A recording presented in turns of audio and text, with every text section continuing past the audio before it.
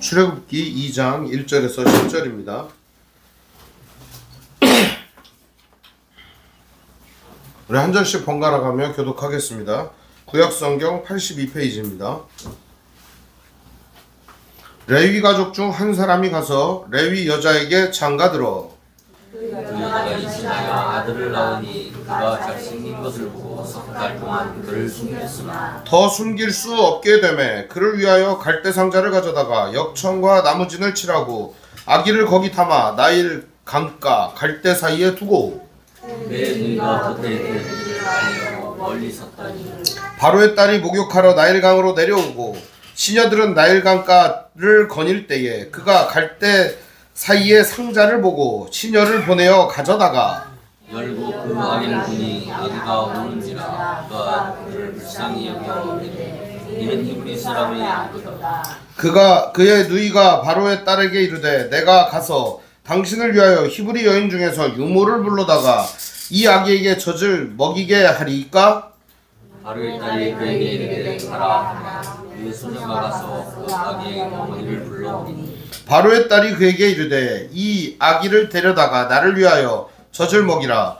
내가 그 삭슬 주리라. 여인이 아기를 데려다가 젖을 먹이더니 그 아기가 자라매 바로의 딸에게 데려가니 그가 그의 아들이니라. 그가 그의 이름을 모세라 하여 이르되 이는 내가 그를 물에서 건져내었음이라 하라. 아멘. 말씀의 제목은 물에서 건져내었음이라 라는 제목으로 말씀의 은혜를 나누겠습니다.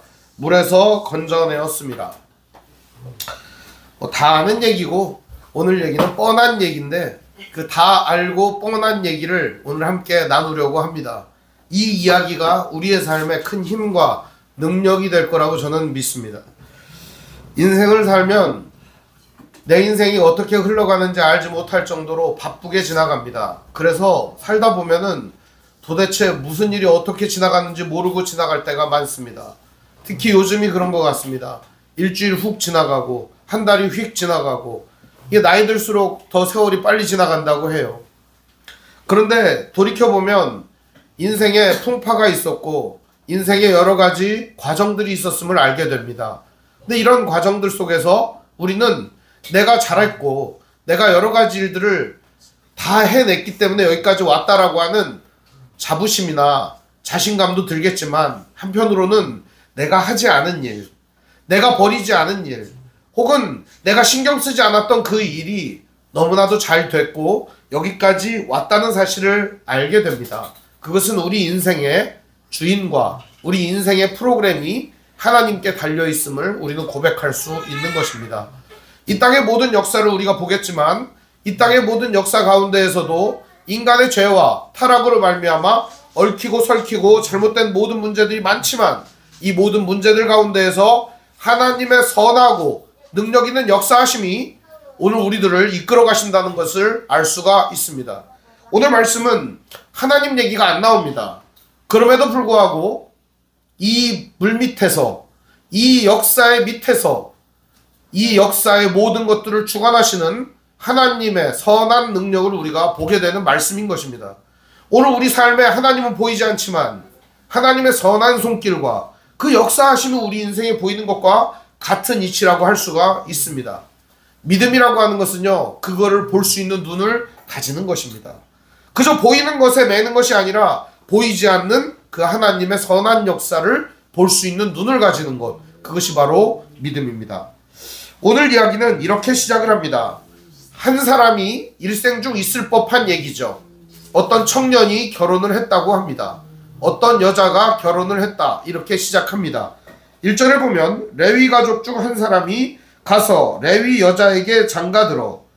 이름을 왜 얘기를 안 했나 모르겠어요. 이름 이미 나오거든요. 어디에 보면 나오냐면 좀 앞으로 뒤로 넘어가면은 누가 나오냐면은 6장 20절에 보면은 아버지 엄마 이름이 나옵니다. 그 이름이 아버지가 아므람이고 어머니 이름은 요게벳입니다. 그래서 아므람과 요게벳이라고 하는 남녀가 만나서 결혼을 했습니다. 그 얘기인 거죠. 그랬는데 결혼을 하고 나서 보니까 어떻게 해요? 아기가 생겼어요.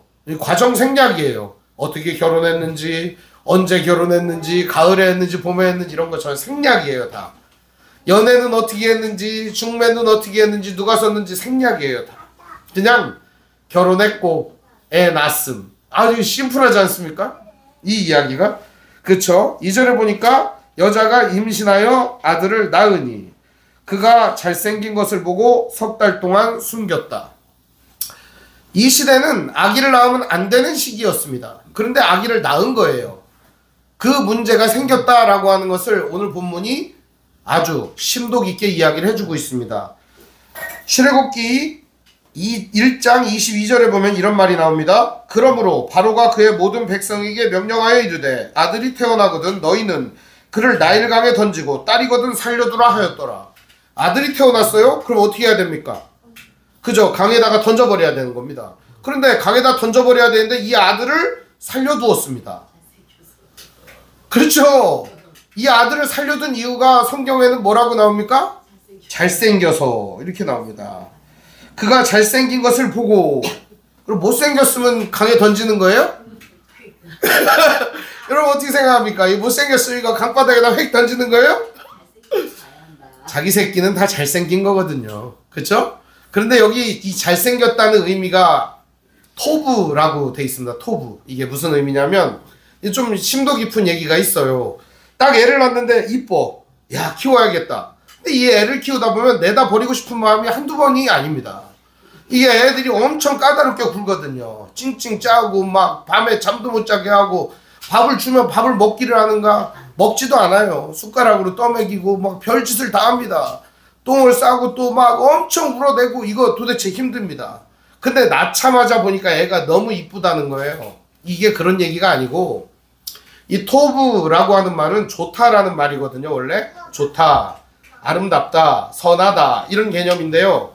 이 토부라는 말은 하나님의 뜻대로 되었다 혹은 하나님의 말씀대로 이루어진다, 그 창조 질서대로 간다 이런 의미가 토부예요. 하나님이 모든 만물을 창조하시고 보시기에 좋았더라 이렇게 한 말이 토부입니다. 그때 쓰는 말이. 그러니까 좋았더라. 그러니까 여기도 보니까 어때요? 좋았더라 라는 겁니다. 뭐가 좋아요? 이 애기를 죽여야 되는데 좋은 상황이 아니잖아요. 근데 이 좋았더라 라는 게 뭐예요? 부모가 애를 낳으면 당연히 이 애를 어떻게 해야 된다는 거예요? 키우고 양육시켜야 된다는 책임이 있는 거예요. 이게 좋다는 거예요.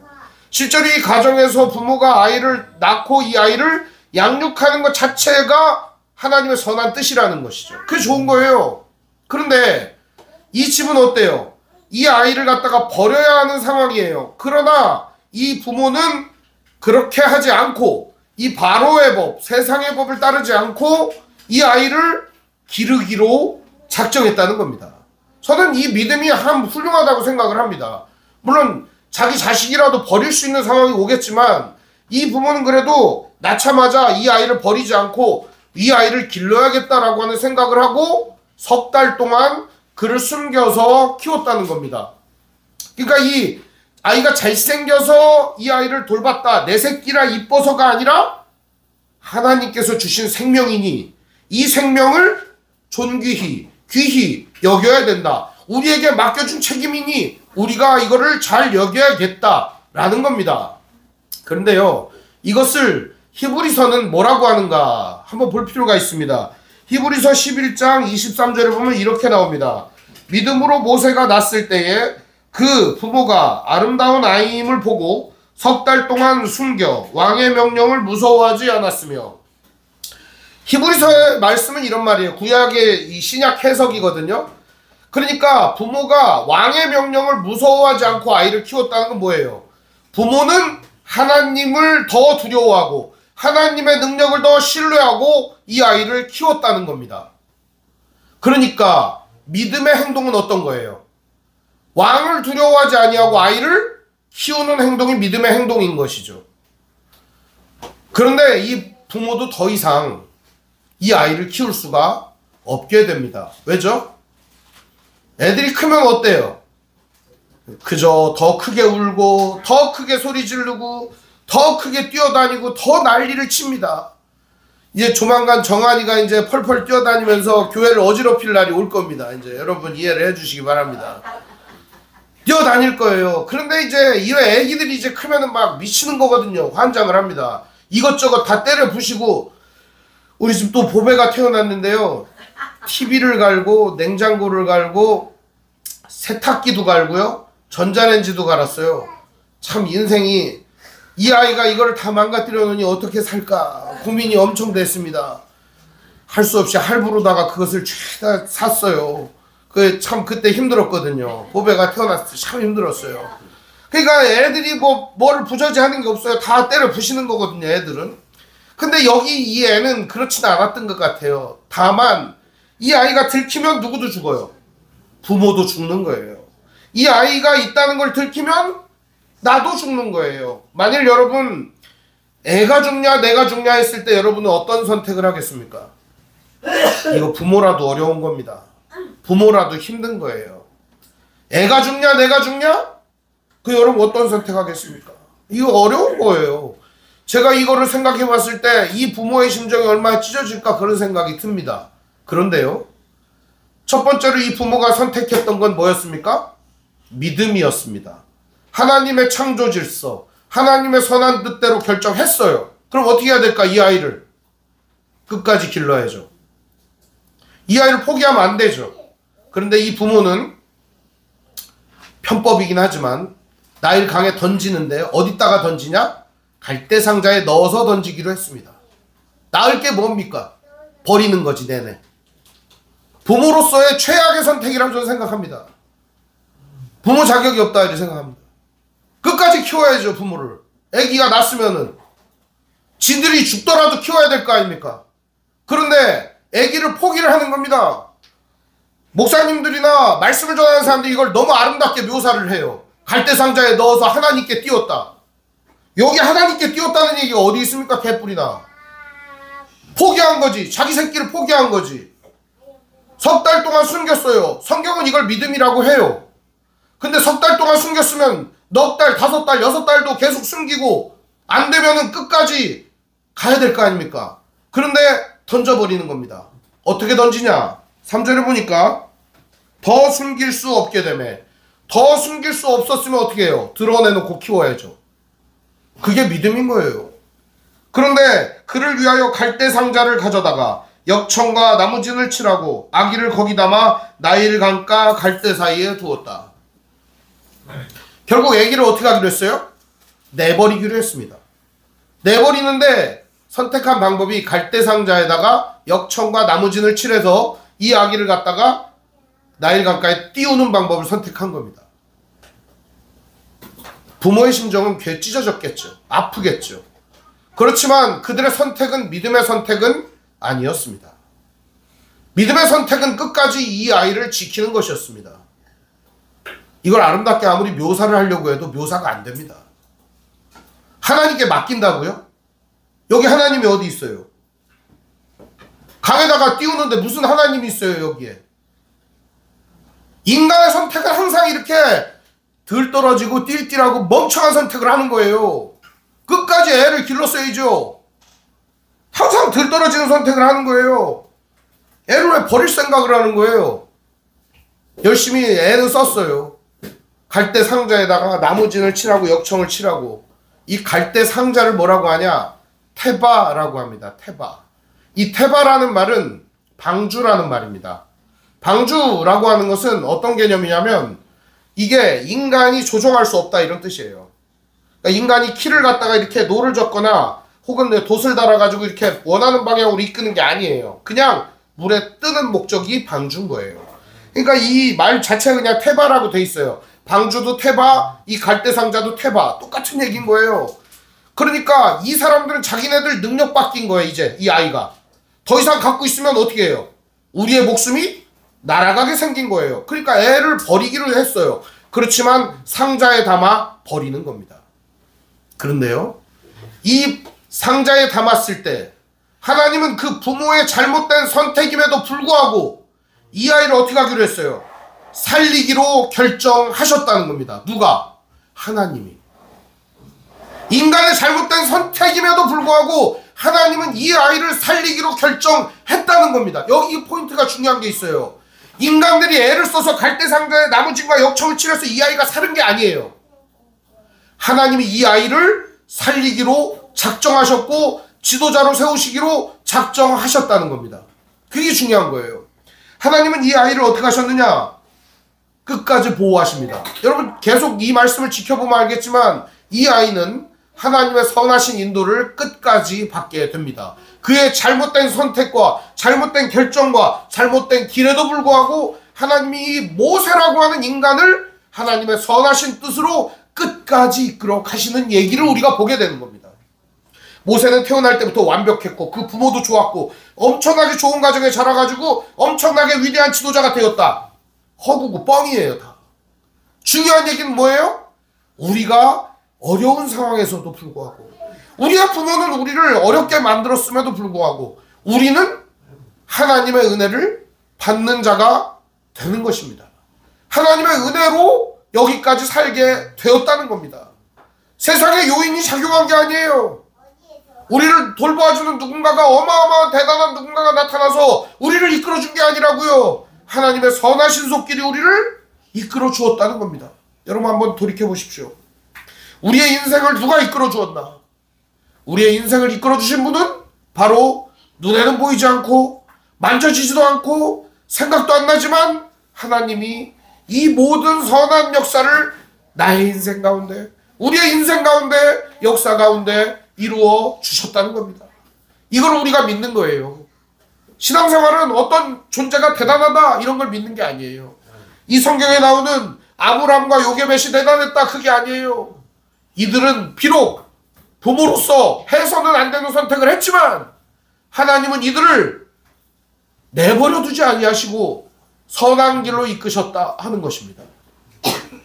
이렇게 어쩔 수 없이 애를 띄우게 되는 거예요. 부모의 심정은 참 눈물이 날 겁니다. 아마 가슴이 아플 거예요. 어떻게 애를 버립니까? 그래서 누이 동생이 누이 언니죠. 그러니까 누나죠. 누나가 쭉 따라가면서 지켜봅니다. 누나 이름도 알아요 우리가. 그죠? 누구죠?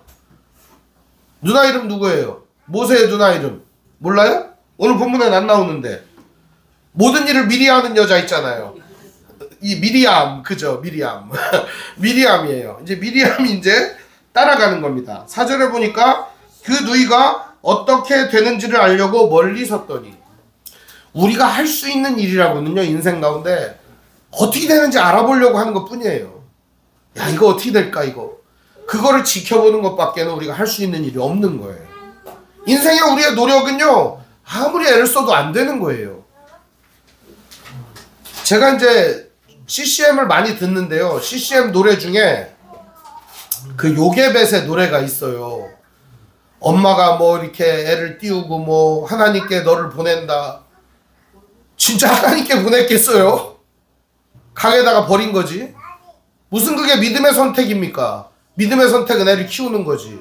실제 믿음의 선택은 그걸 버리는 게 아닙니다. 그 이야기를 듣고 감동을 받을 수 있어요. 그러나 중요한 건 뭐냐? 그 이야기의 면면에 흐르는 이야기가 인간이 그 아기를 갖다가 하나님께 맡기려고 띄워보냈다. 그게 아닙니다. 자기는 끝까지 보살필 능력이 없고 안 되니까 버린 겁니다. 인간의 능력이 멈추었을 때 그때 하나님 일하시는 겁니다. 우리의 능력과 우리의 힘이 다 했을 때 그때 우리는 여기서 끝이구나 했을 때 하나님의 선한 역사를 보게 되는 겁니다. 이스라엘 백성들이 고센 땅에서 잘 살다가 노예가 됐을 때 이제 끝이구나. 더 이상 이 노예들을 누가 해방시킵니까? 그때 일하시는 분이 누굽니까? 하나님이십니다. 10가지 재앙을 보십시오 여러분. 인간이 한 개 있어요? 인간이 한 게 하나도 없어요. 하나님이 동원한 건 전부 다 하나님이 부리시는 자연들이었습니다. 하나님은 그 자연을 이용하여 그 자연들에게 명령하여 일을 진행하시는 겁니다. 인간들의 노력과 힘과 그것이 진이 빠지고 다 하고 났을 때 하나님의 선한 역사가 시작되는 겁니다. 누이는 어떻게 되는가를 알고자 멀리 서 있습니다. 멀리 서 있습니다. 갈대상자의 아기는 이렇게 띄워져 있습니다. 둥둥둥둥 떠가고 있습니다. 그때 마침 누가 나와요? 5절에 보니까 바로의 딸이 목욕하러 나일강가로 내려왔다. 여기 지금 바로의 딸이라고 나오는데 이 여자는 핫셉슈트라고 하는 여왕입니다. 이 핫셉슈트 여왕이 이 일대기가 이제 이집트에 있는데요. 이 얘기 저 얘기가 왁 섞여 있어요. 이게 그러다 보니까 전승이 헷갈려요. 이 전승도 있고 저 전승도 있고 그러다 보니까 한편의 얘기는 이런 겁니다. 이 여자가 이제 아버지가 아기가 없어요. 딸만 낳았어요. 그러니까 이 핫셉슈트를 갖다가 여왕으로 삼은 거죠. 근데 이 여자가 혼자 다스리기가 어렵잖아요. 결혼을 할 거 아닙니까? 남자랑 결혼을 했어요. 근데 이 둘이 결혼을 했는데도 애가 없어요. 그래서 이 결혼한 사람이 누구냐? 투투모세라고 하는 사람이에요. 이 투투모세. 그러니까 이 이집트 왕조의 이름은 그러니까 뒤에 모세가 붙어요. 그러니까 원래 모세라고 하는 이름이 특별한 이름이 아니라 왕족의 이름이 모세인 거예요. 이 투투모세라고 하는 이 남자하고 결혼을 해가지고서 계속 이제 나오는 왕조가 투투모세 왕조라는 겁니다. 근데 어쨌든 이 아이를 갖다가 물에서 건져냅니다. 물에서 건져내는데 이 여인이 제일 처음 목욕을 하러 내려갔다 이런 표현이 나와요. 목욕을 하러 내려가는 게 뭐냐?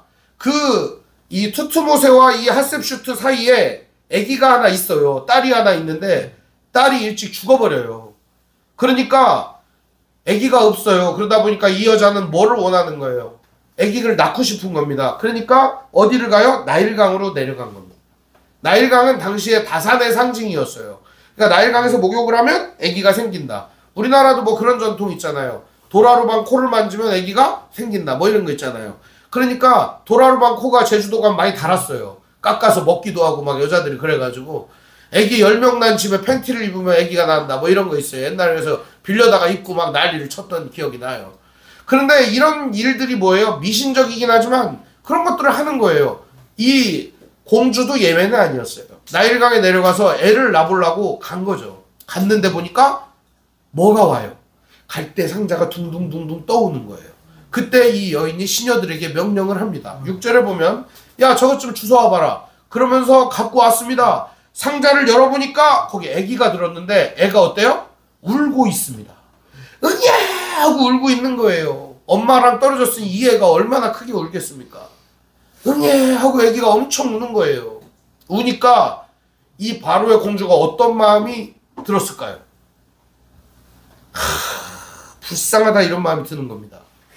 그 불쌍히 여긴다 라는 말이 있어요. 여기 말씀해 보면은 하말이라는 말인데 이 말이 똑같이 쓰여 있는 성경이 있어요. 에스겔서 14장 우리 한번 찾아볼까요? 에스겔서 16장 5절입니다.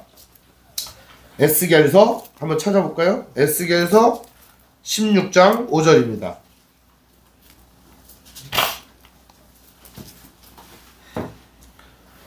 에스겔서 16장 5절 1169쪽입니다. 구약성경 1169쪽 우리 같이 한번 읽어볼까요? 시작. 아무도 너를 돌보아 이 중에서 한 가지라도 내게 행하여 너를 불쌍히 여긴 자가 없었으므로 네가 나던 날에 내 몸이 천하게 여겨져 내가 들에 버려졌느니라. 여기 보면 너를 불쌍히 여긴 자가 없었으므로 이런 말이 나오잖아요. 여기 너를 불쌍히 여긴 자가 없었으므로 할 때 그 쓰인 표현이 이 하말이라고 하는 말이에요.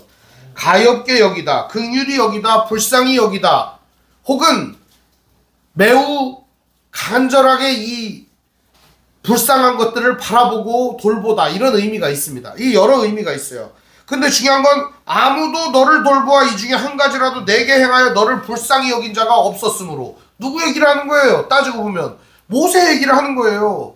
모세가 지금 둥둥 떠갈 때 누가 이 아이를 돌볼 수 있겠습니까? 부모는 이미 버렸어요 이 아이를. 그러면 뭐 그 누나는 거기 쫄쫄 따라다니면 뭐가 나오나요? 아무것도 안 나옵니다. 그냥 강으로 떠내려가면 죽는 겁니다. 그냥 아무도 이 아이를 돌볼 자가 없었다는 겁니다. 아무도. 여러분 주변에 아무도 없을 때가 있어요. 아무도 여러분을 도와줄 사람이 없고 아무도 여러분을 신경 쓰는 사람 없고 아무도 함께하는 사람이 없을 수가 있어요. 아무도 여러분의 인생이 그렇게 되거나 말거나 관심 없는 그런 때가 있어요. 근데 그때에도요 하나님은 여러분의 인생에 무한한 관심을 갖고 계시고 사랑을 갖고 계시고 그 인생을 돌보고 계셨다는 사실을 기억하시기를 바랍니다. 저는요 이거를 절실히 제 인생에서 느끼게 됩니다. 아무도 돌보는 사람 없고 아무도 함께하지 않는 것 같아도 하나님이 나와 함께 하시고 나에게 은혜를 주시는 것, 그것이 얼마나 큰 은혜인지 모르겠습니다. 오늘 우리 모두에게도 함께하는 것 같습니다. 제가 마음에 가장 괴로웠을 때가 언제냐? 저도 이제 대학을 졸업하고 신학대학원을 갔는데, 신학대학원을 다니면은 사람들이 이제 기도응답을 많이 받아요. 진짜 애들이 하는 얘기가 왜 이렇게 아플 거예요. 자기는 기도응답을 받아서 큰 교회에 뭐 전도사가 됐다는 거예요. 자기는 기도응답을 받아가지고 어떤 권사님이 자기 등록금을 대줬다는 거예요. 자기는 기도응답을 받아가지고 자기 이제 걱정할 수 없이 집도 누가 다 사줬다는 거예요. 은혜가 넘치는 막 고백을 들을 때마다 제 집에 문짝에는요 항상 그거를 붙여놨거든요. 그 등록금 최고 독촉장 고지서. 처음에 이렇게 제목이 빨간색으로 와요. 받아본 사람은 알아요. 독촉장 이렇게. 두 번째 날라오면 글씨가 빨간색으로 와요.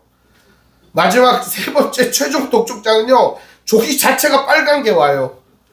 안 내면 이제 끝난다 뭐 이런 거죠. 그래서 기도를 했어요. 하나님 등록금을 안 주시면 그냥 안 다니겠습니다. 근데 그때 등록금만이 문제가 아니었어요. 개인 빚도 엄청 많았고요. 그리고 집안도 여기저기 아버지가 보증을 서가지고선 이게 넘어갈 지경이었습니다. 사는 집도 그렇고 그때 보일러가 멈춰가지고 불을 뗄 수가 없었어요. 아 진짜 이거 형편 얘기하면 참 이거 추워갖고 냉골에서 두꺼운 이불 덮고 오돌오돌 떨고 있는데 그때 이제 김한균 선교사가 기름 한 통 사갖고 와가지고 보일러에 넣어주고서 오늘이라도 따뜻하게 지내라고 하더라고요. 예, 고맙더라고요. 그런데 그런 상황에서 매일매일 지냈는데 도대체 이 군형에서 벗어날 길이 없는 거예요. 도대체 이 구멍에서 어떻게 벗어나나. 그러면서 기도를 열심히 했어요. 그런데 기도를 해도 하나님이 없는 것 같더라고요. 근데 하나님이 없는 것 같은 그때 저는 그래도 하나님이 신뢰가 되고 믿음이 되니까 하나님 붙들고 계속 기도를 했어요. 근데 하나님이 그러는 것 같더라고요. 열심히 기도를 하고 한 두세 시간 여러분 기도하면 눈이 멍하잖아요. 하고 눈을 딱 떴는데 손이 이렇게 보이는 거예요. 응답을 받았어요. 네 손으로 일을 해라. 알겠습니다. 그래서 나가서 일을 열심히 한 거 아닙니까? 아, 또 일이 잘 되더라고요. 양말 장사도 하고 수박 장사도 하고 잘 되더라고요 일이.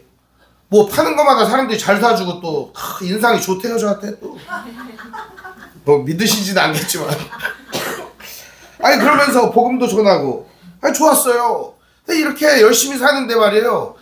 그때도 그냥 하나님도 없는 것 같고 그런 느낌이 많이 들지만 말씀 믿고 의지하면서 나아갔어요. 근데 세월이 흐르고 지나 보니까 하나님이 그 물밑에서 함께 하셨더라고요.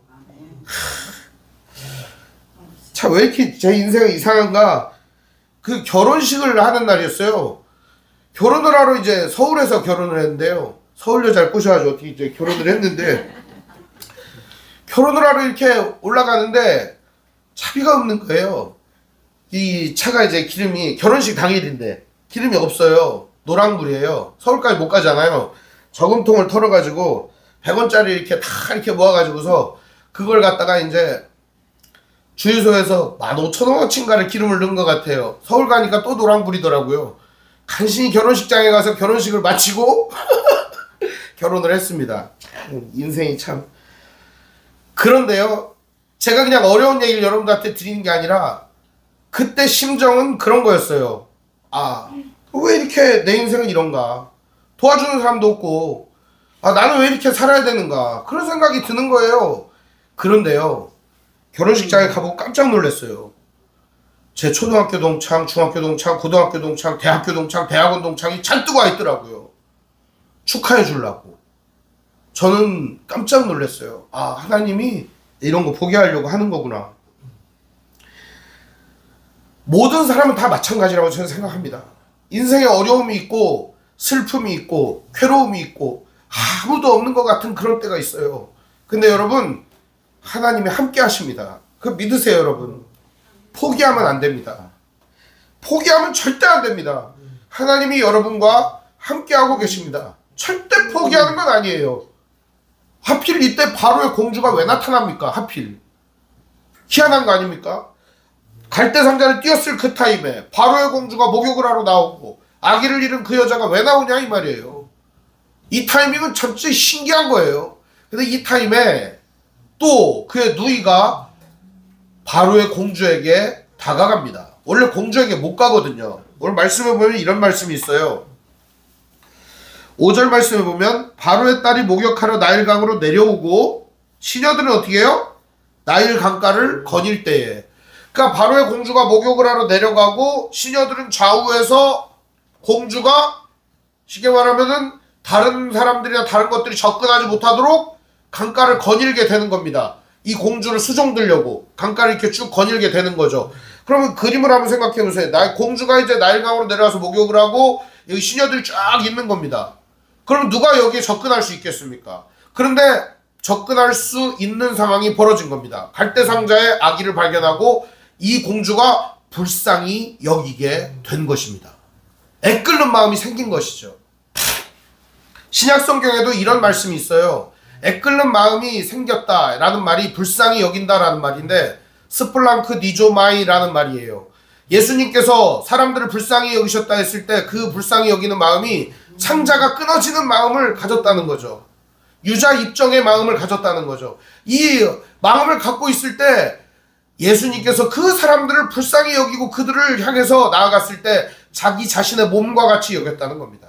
내 이웃을 내 몸처럼 사랑하라는 주님의 마음이 바로 이 말씀에 담겨 있는 것이죠. 이 여인이 이런 마음을 갖게 만든 건 누가 갖게 만든 걸까요? 하나님이 갖게 만든 거예요. 이게. 이 여자가 무슨 대단하게 착한 여자라서 절대 그렇지 않습니다. 폭정과 아주 학정을 일삼던 그런 여자입니다.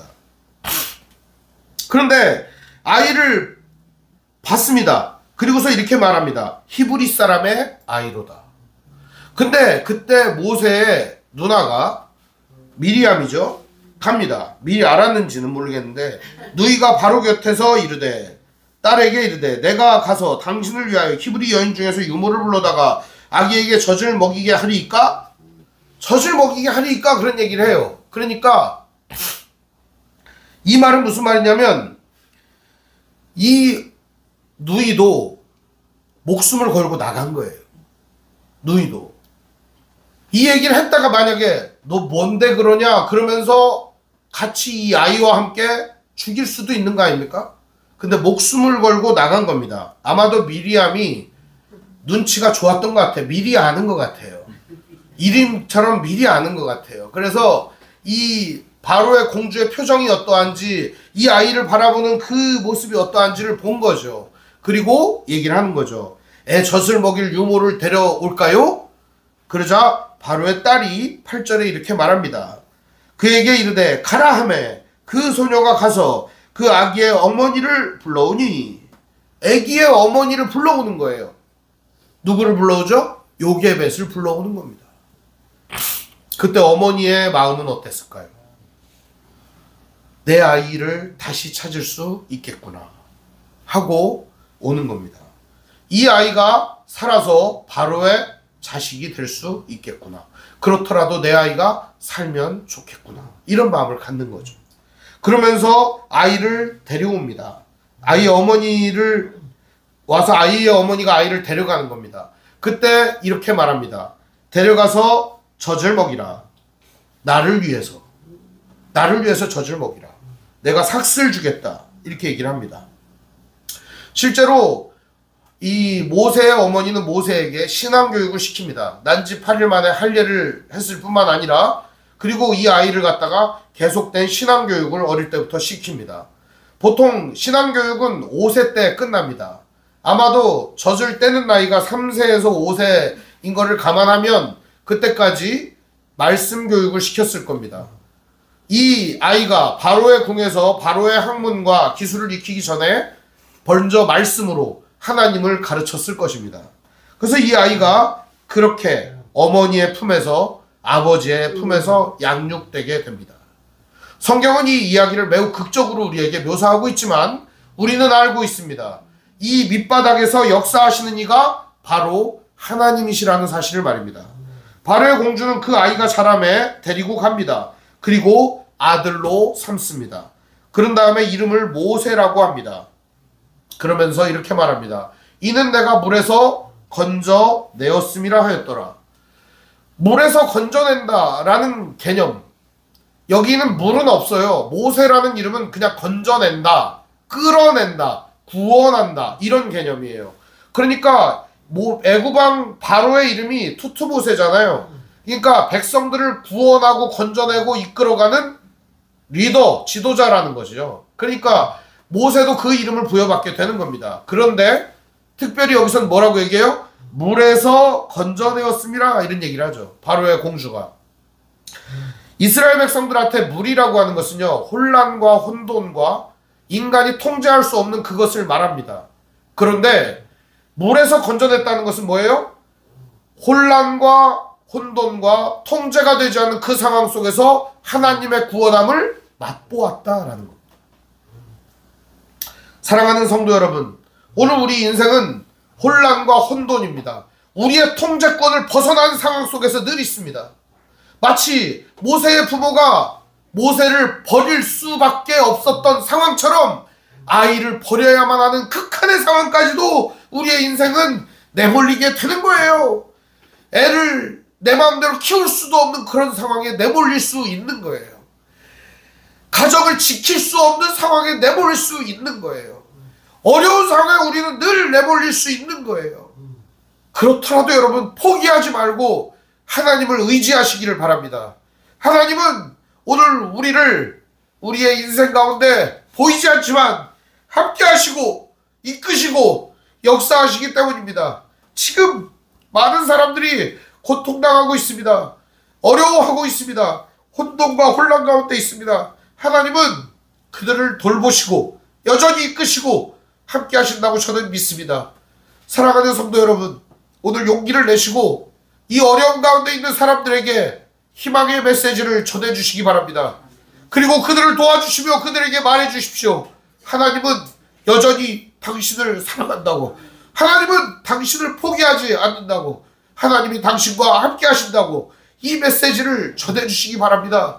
하나님은 오늘 우리와 함께 하실 뿐만 아니라 우리의 인생을 끝까지 책임져 주십니다. 이걸 믿으시기를 바랍니다. 결론의 말씀을 드리겠습니다. 모세는 바로의 공주의 손에서 건짐을 받습니다. 그 모세는 바로의 공주의 손에서 건짐받은 것이 아니라 하나님의 손에서 건짐받은 것입니다. 방주를 기억해 보십시오. 방주는 뜨는 목적입니다. 방주는 아무것도 아니에요.